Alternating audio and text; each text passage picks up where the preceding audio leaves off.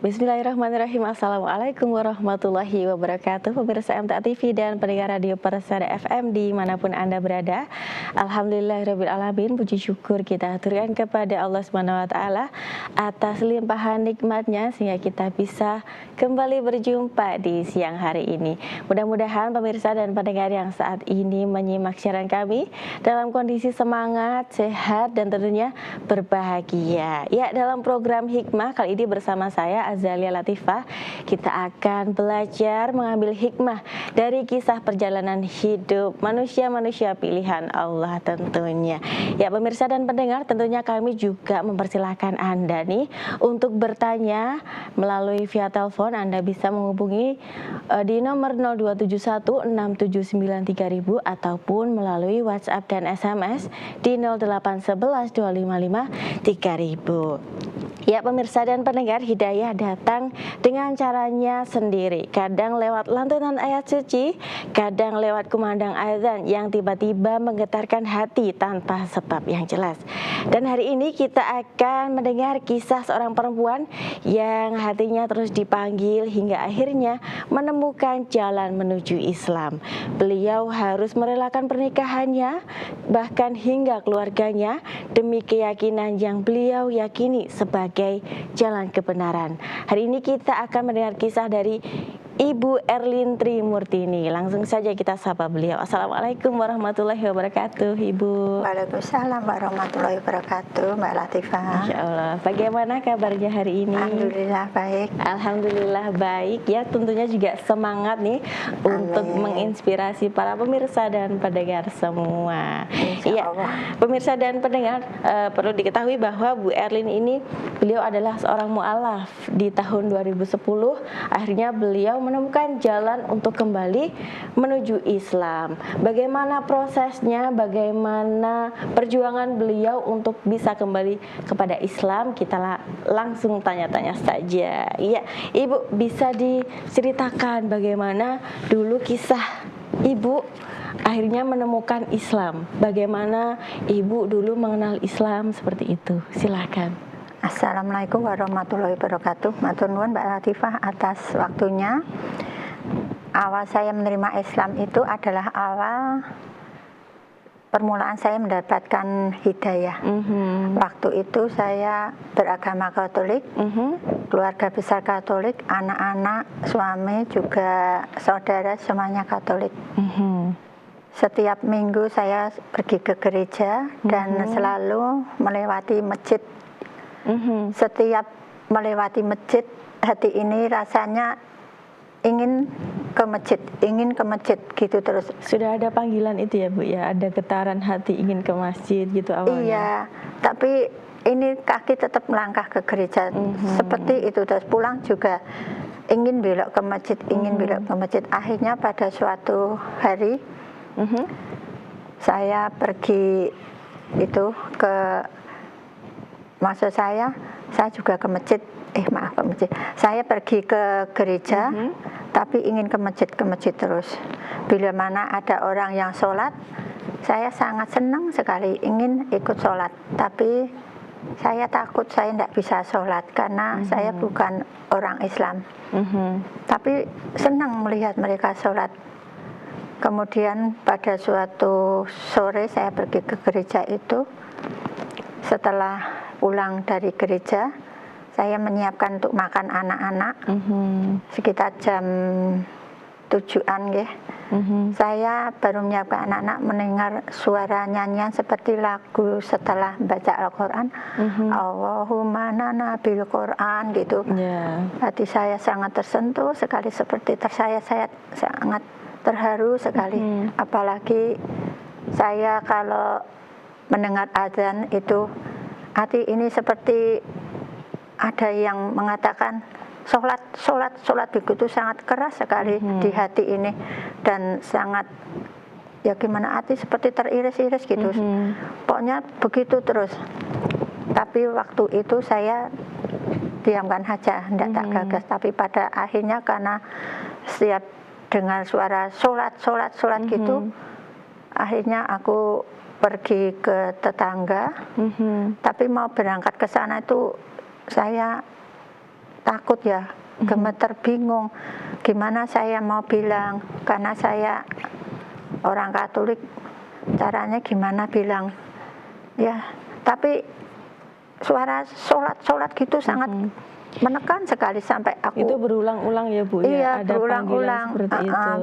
Setiap ada adzan gitu mesti sholat sampai saya ya seperti tertekan, seperti teriris-iris, sangat sedih banget. Akhirnya pokoknya saya harus bilang ke tetangga, ya carane Islam gitu. Ya. Dengan takut, gemetar, sama bibir itu bergetar ya rasa bingung, rasa cemas, nek dimarahi. Tapi saya harus masuk, harus mengatakan karena tidak kuat dengan perintah untuk sholat begitu sangat keras.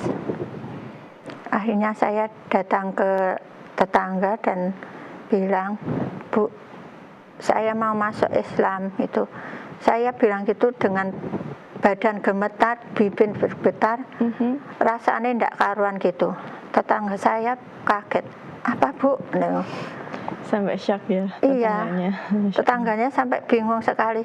Saya ulang sambil bibir itu bergemetar, badan juga gemetar. Bu, saya mau masuk Islam. Ibu kaget lagi. Itu ruangan itu sampai dihubungi sama ibu itu, bingung gitu. Begitu sampai akhirnya berkali-kali, terus ibu bilang gini, sampai mes seperempat jam, setengah jam. Terus ibu tetangga saya itu bilang, maaf Bu, aku tidak mampu, jenengan tak antar aja ke Bu Pintoso, kan dia itu sebagai perantara ya Bu ya? Iya, dia kan ketua MI itu. Jadi Bu, saya gitu lah. Bu, aku diantar ke sana, terus aku bilang dengan gemeter juga, mulut itu bergetar sekali dan rasanya takut banget karena belum pernah saya mengatakan seperti ini, belum pernah sama sekali. Saya bilang, Bu, saya mau Islam gitu. Bu Pintoso juga kaget banget. Apa Bu? Saya mau masuk Islam gitu. Bu Pintoso bingung, mubeng gitu. Jadi ruangan itu diwirawiri sama Bu Pintoso. Sama-sama bingung ya? Sama bingung. Akhirnya lagi tanya, kenapa Bu? Maaf Bu, saya mau masuk Islam gitu, sampai gemeter banget gitu. Apa? Gitu. Bingung lagi, dia puter lagi. Akhirnya saking bingungnya, kan karena Bu Pintoso tahu ya, keluarga saya itu dari Katolik semua. Anak, suami, keluarga besar saya Katolik dan saya aktif ke gereja juga. Dia kan bingung juga ya, takut juga pada. Terus dia panggil suaminya, kebetulan suaminya kan di rumah. Kemudian dipanggil, terus tanya suami, ada apa Bu? Gitu. Maaf Pak, saya mau Islam. Suaminya bingung lagi, ada apa Bu? Saya mau masuk Islam. Suaminya juga bingung, puter semuanya. Sampai agak lama akhirnya mereka bilang, Bu maaf, aku ndak mampu. Gimana kalau nanti Pak panggilkan Pak Ustadz gitu. Oh nggih Bu, nanti jenengan kesini lagi habis Isya ya Bu. Ya gitu. Tapi saya kan ndak tahu Isya itu jam berapa, kan saya masih Katolik gitu. Isya jam berapa ya Bu? Ya jam 7-an lebih lah. Nggih, kalau gitu saya terus pulang, terus jam 7 lebih aku ke rumah Bu Pintoso lagi. Setelah itu aku disuruh duduk, baru mereka Pak Pintoso sama Bu Pintoso manggil Ustadz. Itu setelah Ustadznya datang, aku ditanya sama Pak Ustadz, ada apa toh Bu? Gitu. Maaf Pak, aku mau masuk Islam. Gitu. Apa Bu? Saya mau masuk Islam Pak. Itu betul? Iya. Sungguh? Iya. Itu. Lantas ya sudah kalau gitu nanti ucapkan kalimat seperti yang saya ucapkan. Nggih. Saya gitu, saya disuruh ucap kalimat, niroke saya tak tiroke sebisa saya. Asyhadu alla ilaha illallah wa asyhadu anna Muhammadan Rasulullah. Gitu. Bahwa tiada Tuhan selain Allah. bahwa Nabi Muhammad adalah utusan Allah. Ya setelah ucap sebisa saya seperti itu, aku terus diajak Bu Pintoso, monggo Bu sholat. Bu, aku ndak bisa sholat, ya gitu. Ibu nanti nirokke aku aja, oh nggih. Terus gitu, ya Bu, wudu dulu nggih.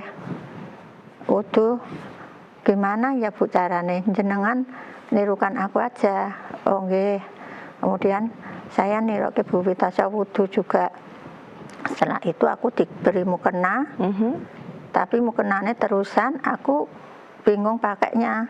Terus dipakaikan sama Bu Pintoso, dibantu. Setelah itu aku diajak sholat sama Bu Pintoso, ya aku ikuti aja gerakannya dia. Tapi untuk Al-Fatihah ya aku bisa karena sering dengar di sekolahanku itu sering baca Al-Fatihah.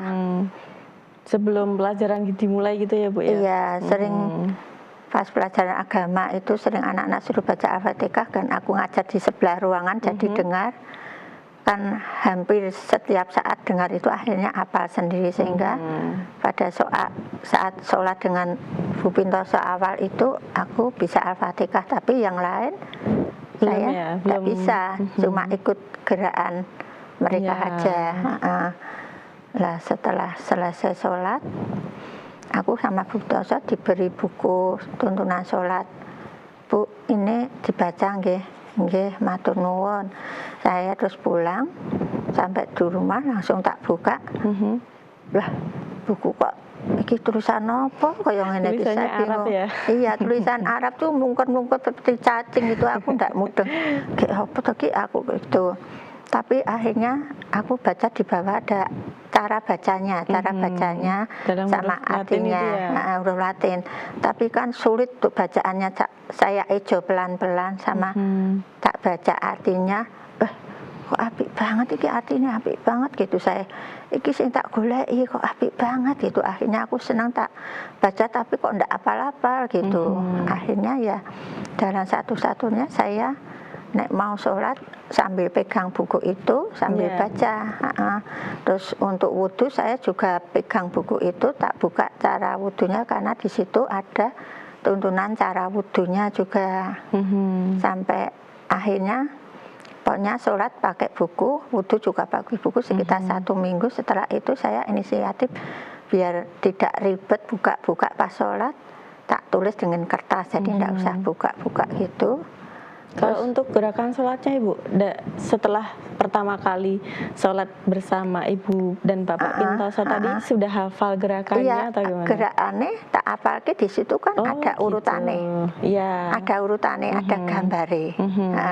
Nek bar Al-Fatihah ini bar ini ada urutannya, terus ada gambar gerakannya. Jadi tak dep gini juga pon ini gitu. Iya, yes, pokoknya gimana perintah itu tak ikuti gitu aja.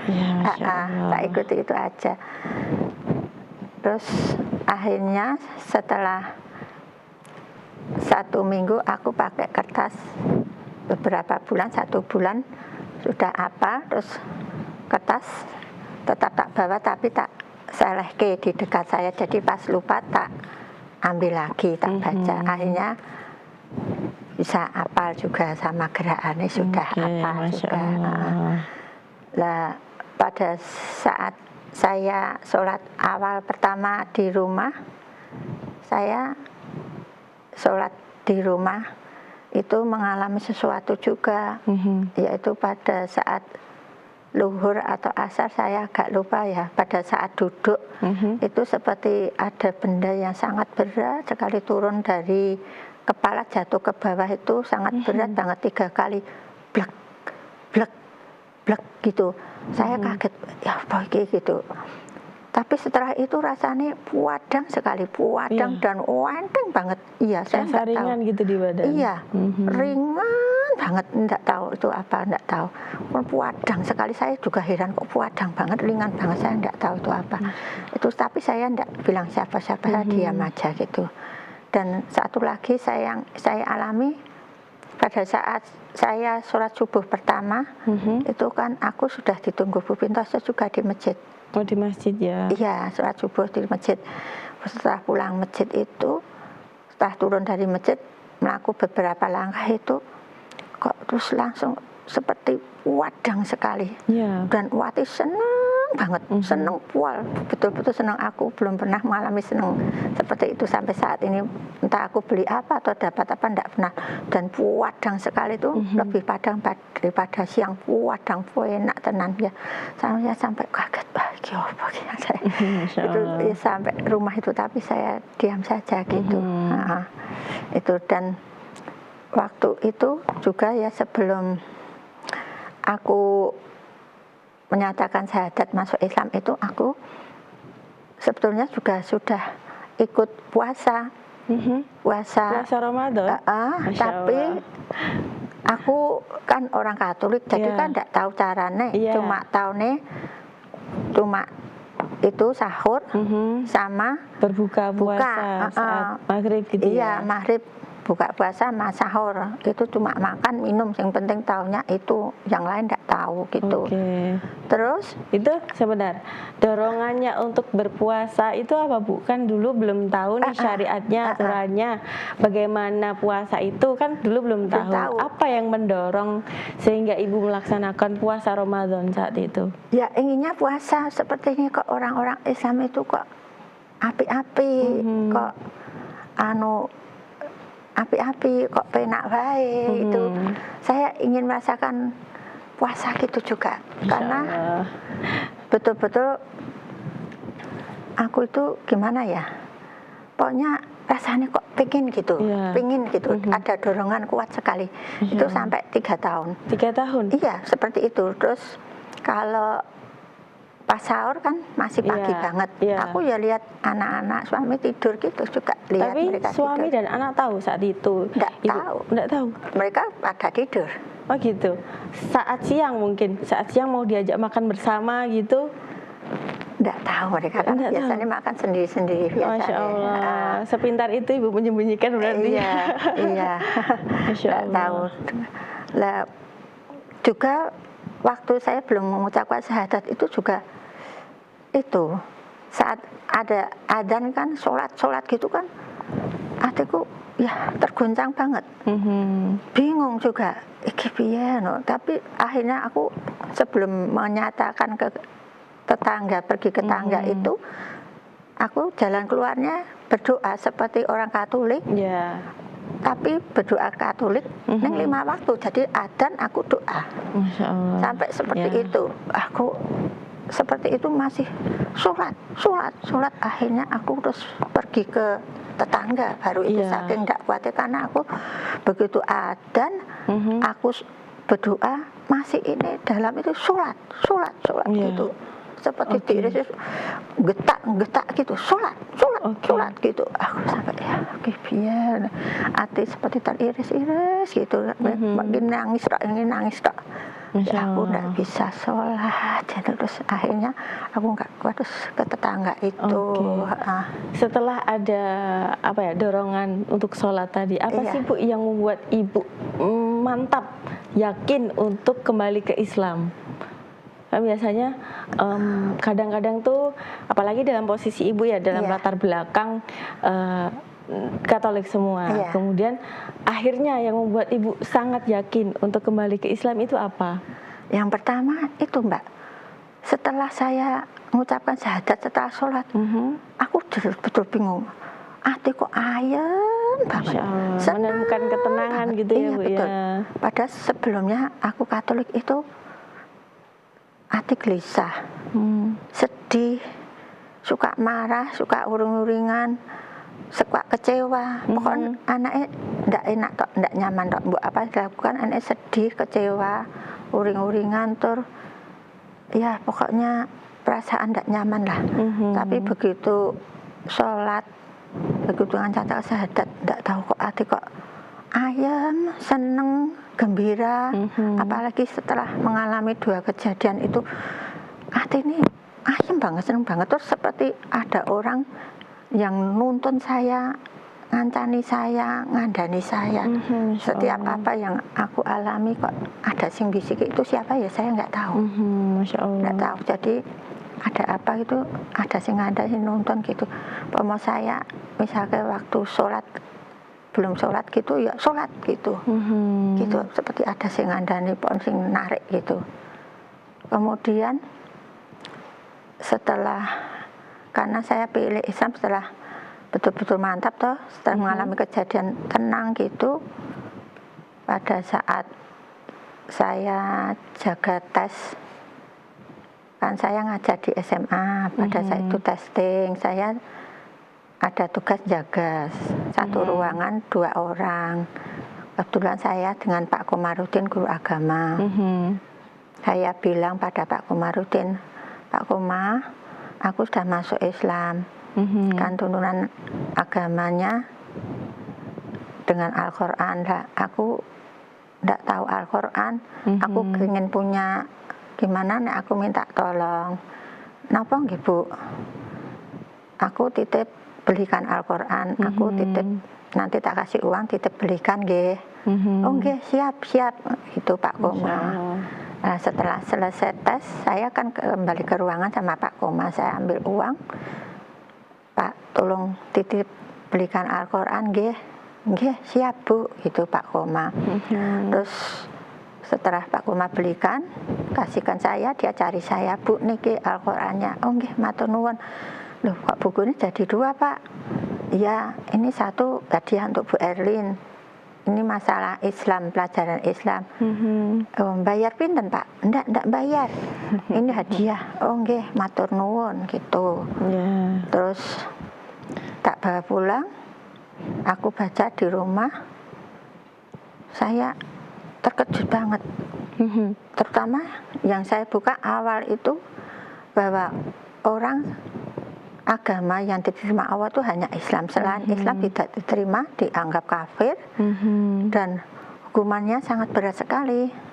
Seperti disiram air mendidih, minumannya dengan darah dan nanah, dicambuk dengan besi, dirantai, kemudian dipukuli. Dan juga kalau kafir tidak diampuni dosanya di neraka selama-lamanya. Kemudian di neraka itu siksaannya antara direbus dengan air mendidih yang sangat panas, kadang juga dibakar di api neraka dan saling bergantian dan berganti kulit. Setiap kulit rusak ganti dipanggang di neraka. Aku jadi itu yang kali sekali pertama buka Al-Quran itu ya yang dibaca ya. Iya. Masya Allah. Aku jadi waktu aku baca itu aku langsung merinding gemeter ya? ngawal banget merinding banget Iya, baik Masya Allah sekali kisah dari Bu Erlin dari bagaimana beliau mendapatkan hidayah, kemudian proses beliau ini untuk kembali ke Islam dan bagaimana beliau memperjuangkan keislamannya. Nah nanti Bu Erlin kita akan sambung di segmen kedua ya Bu ya. Iya, baik pemirsa dan pendengar, nanti kita akan sambung lagi perbincangan kita dalam hikmah saat Islam menjadi pilihan hidup, tentunya di MTA TV channel terpilih, dan jangan kemana-mana, kita akan kembali sesaat lagi.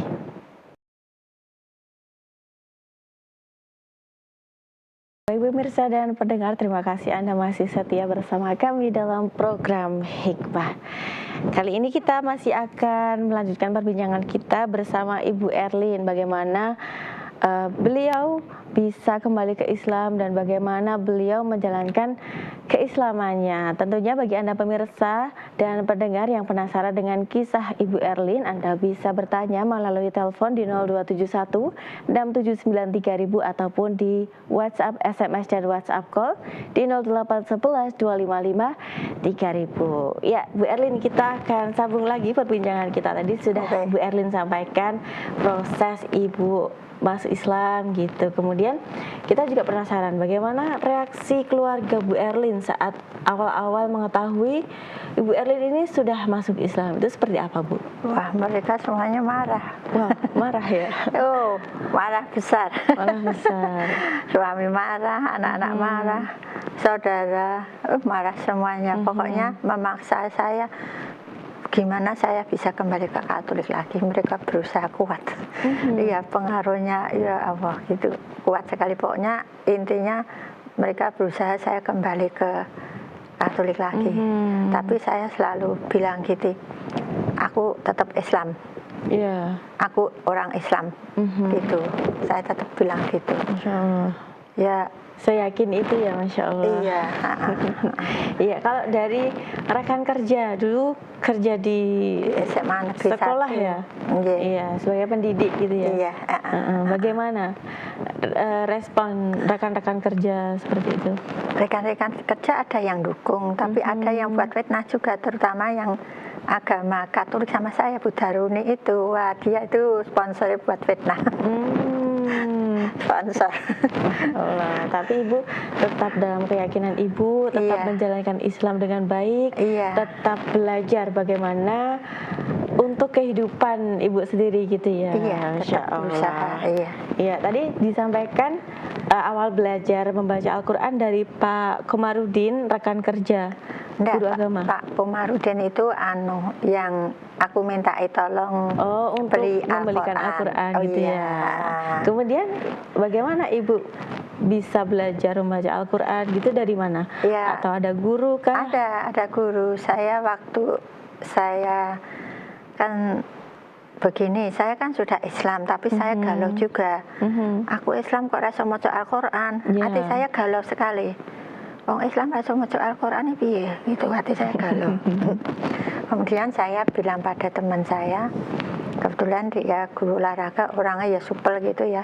Saya bilang gini, Pak, aku kan udah Islam, tapi aku kok rung iso baca Al-Quran ini piye ya? Caranya baca Al-Quran ini piye ya? Gitu. Apa jenengan pengen Bu? Tenan, iya. Ya udah, besok tak carikan guru gitu. Akhirnya terus aku dicarikan guru untuk itu baca Al-Quran. Dia sabar sekali. Dia tahu kalau saya itu orang Katolik, jadi tidak tahu huruf Arab apa sama sekali, saya tidak tahu. Guru saya tahu kalau saya orang Katolik, jadi saya tahunya A, B, C, D. Ya. Tapi yang saya lihat di Al-Quran kan mungker-mungker gitu, saya tidak tahu sama sekali. Tapi dia begitu sabar sekali. Jadi saya belajar pas jam-jam kosong, saya lari ke guru saya untuk belajar ngajar, belajar Al-Quran. Mencari-cari waktu ya. Pas jam ngajar kan jam 7 sampai jam dulu sampai jam 1/4 itu tidak full ngajar, terus ada jam kosong, misalnya ada 3 jam kosong, saya lari ke guru saya untuk belajar. Gitu. Semangatnya Bu Erlin ini, Masya Allah. Padahal dulu sudah usia berapa Bu waktu belajar? Itu ya 50-an tahun ya, kurang lebih. Masya Allah, semangatnya. Iya. Oke, baik. Itu kan Ibu sudah Islam, sudah ada kemauan untuk belajarnya sangat kuat gitu ya. Apa sih Bu tantangan-tantangan dalam Ibu setelah berislam itu apa? Ya itu fitnah itu. Fitnahnya banyak gitu ya. Selain itu? Iya, kadang ya terutama fitnah itu kadang-kadang juga ada sesuatu dipersulit juga. Oh gitu, ya Allah. Apa yang membuat Ibu kuat bertahan gitu? Ya, saya kan percaya Islam itu agama yang benar, yang diridhoi Allah. Karena saya juga baca di Al-Quran bahwa agama yang diridhoi itu Allah itu Islam. Selain Islam ditolak dan asapnya itu sangat keras sekali dan selama-lamanya di akhirat. Oke, Masya Allah. Dan di akhirat sudah tidak ada pengampunan lagi. Pengampunan itu hanya ada di dunia semasa masih hidup. Itu. Masya Allah. Jadi saya betul-betul ingin bisa taat itu pada Allah. Baik, dari beberapa ujian, kemudian Ibu masih kuat bertahan hingga sekarang. Bagaimana Ibu perasaannya setelah berislam hingga saat ini? juga bisa bergabung ke dalam jamaah gitu, bagaimana perasaannya? Sangat senang sekali. Sangat senang sekali, adem ya tentunya ya. Adem dan banyak nasihat dan petunjuk-petunjuk yang saya cari ketemu di situ Masya semuanya. Allah, petunjuknya sudah disiapkan oleh Allah, Iya. tinggal kita bagaimana Lakukan. melaksanakannya dengan Iya. baik dan maksimal. Iya. Oke, baik. Saat ini Bu Erlin sudah tergabung sebagai warga MTA di cabang Kartasura 2. Kartasura 2, iya. Masya Allah. Ini mengenal MTA sejak kapan Ibu? Kalau saya mengenal MTA itu sebetulnya sudah lama, tapi waktu itu saya belum masuk Tahun berapa? Tahun berapa itu? Aduh, tahun berapa aku lupa ya. Pokoknya masih Pak Ahmad Sukino. Masih Pak Ahmad Sukino tahun berapa aku lupa. Pokoknya aku udah masuk Islam beberapa tahun, aku kan belum kenal MTA, aku masih ikut pengajian rebunan itu. Pengajian yang di sana ya. Di sana. Terus dilala aku kan pergi ke Solo, lihat orang rubung-rubung gitu, orang berkerumun di Mangkunegaran. Karena aku dulu rumah aku kan Solo, ketika aku di Solo, jadi saya sering belanja ke Solo. Di dekat Mangkunegaran kok banyak kali orang yang berkerumun, banyak sekali, kayak kelihatan sopan-sopan, ramah-ramah, dan pakai udung peci, pakai udung, kelihatannya orangnya baik-baik gitu. Aku lewat aja, tapi sebetulnya ingin ke sana. Kedua juga gitu, pengennya ke sana, tapi aku tetap lewatnya ya, tetap lewat. Hari berikutnya ini nanti tidak bisa dikandani.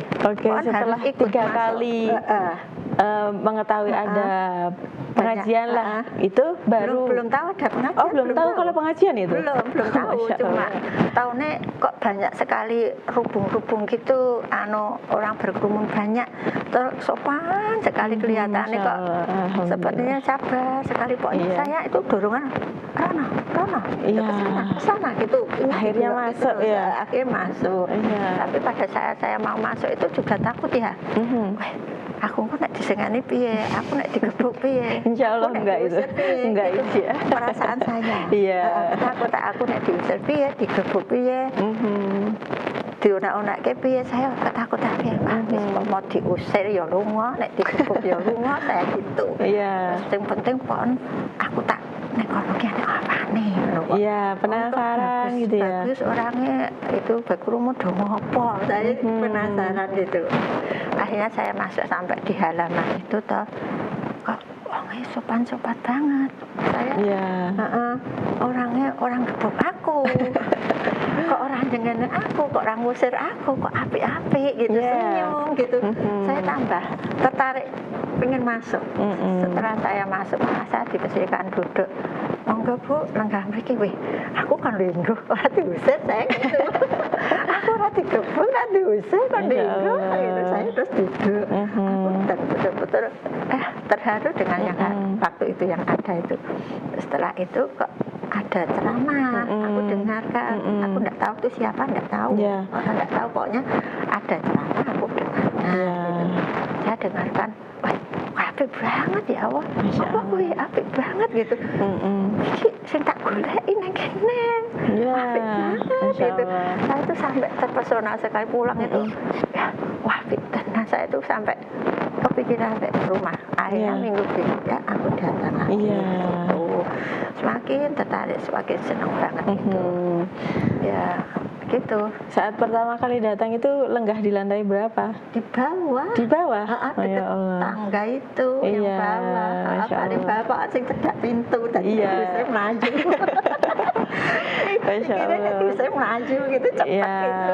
Insya Allah kita semua ya petugas Islam itu baik-baik ya. Baik-baik semua. Tidak diusir. Enggak. Karena kalau di majelis ilmu kita juga memperhatikan adab, maksudnya juga nggak mungkin lah untuk diusir gitu, Masya Allah. Dan pertama kali langsung datang ke majelis pusat dan menemukan kecocokan saat itu. Kemudian akhirnya kembali lagi di pekan berikutnya untuk datang ikut kajian lagi gitu. Dan kemudian Ibu mencari tahukah ada kajian di dekat rumah ibu atau seperti apa setelah itu? Enggak cari. Ya.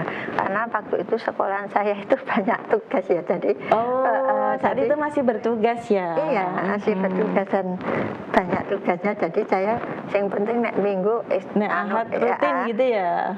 Nek pas selok ke sana. Oke, Masya Allah. Gitu. Hingga akhirnya bisa ikut mengaji di Majelis Kartosuro II, seperti apa ceritanya? Ya, waktu itu karena saya kan sudah pensiun dan sudah waktu saya lebih longgar lagi. Dan tidak terlalu banyak tugas karena guru waktu itu tugasnya sangat berat, banyak sekali. Aku tak langsung masuk di kajian langsung aja karena aku memang sudah cocok gitu, langsung masuk ke Kartosuro II itu yang paling dekat. Masya Allah. Tahu informasi Kartosuro II dari?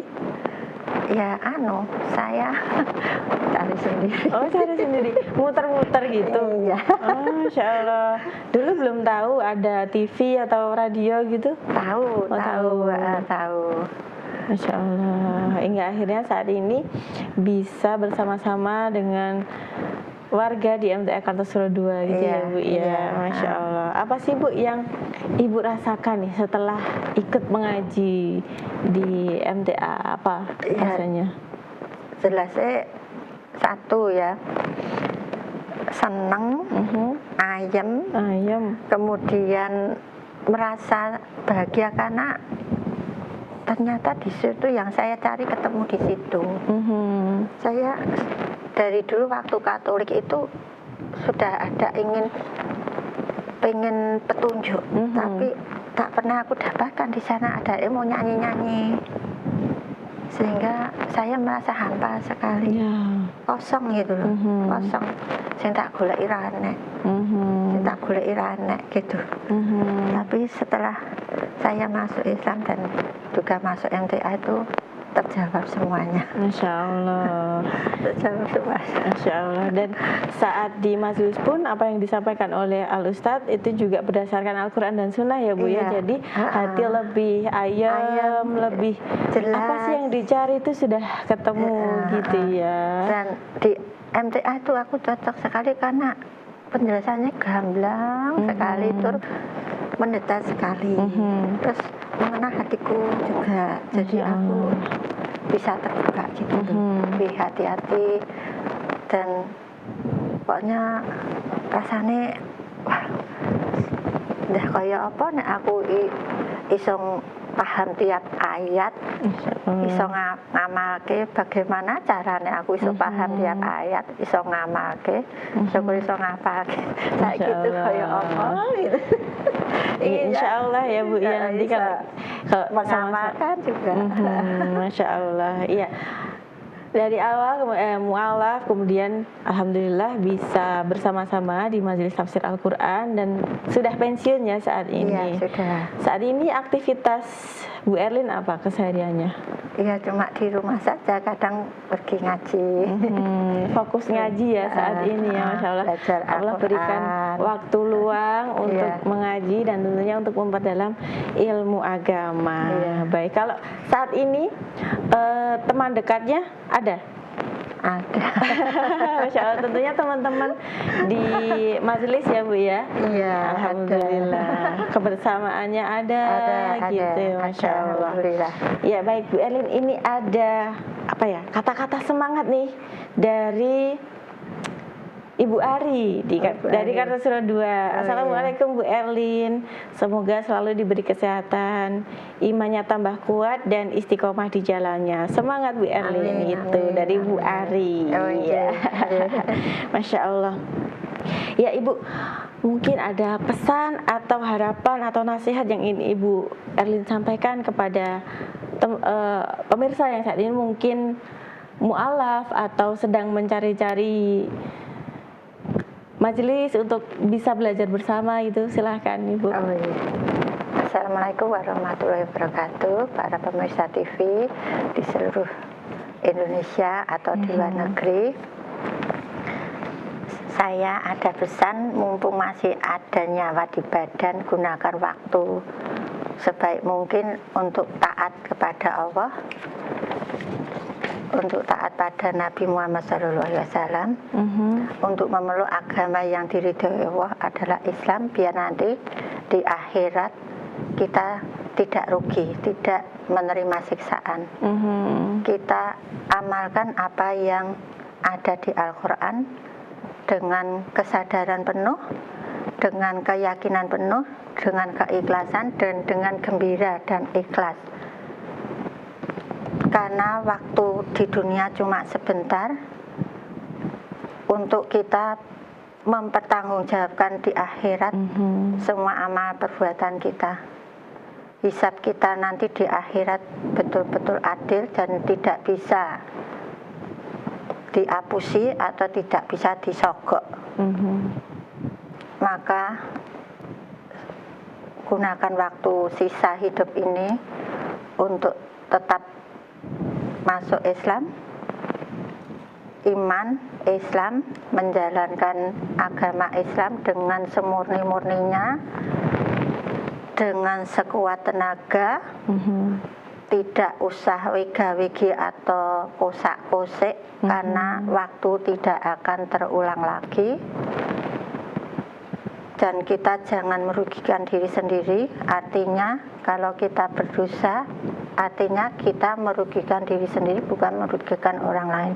Disebabkan semua perbuatan salah tentu akibatnya adalah siksaan.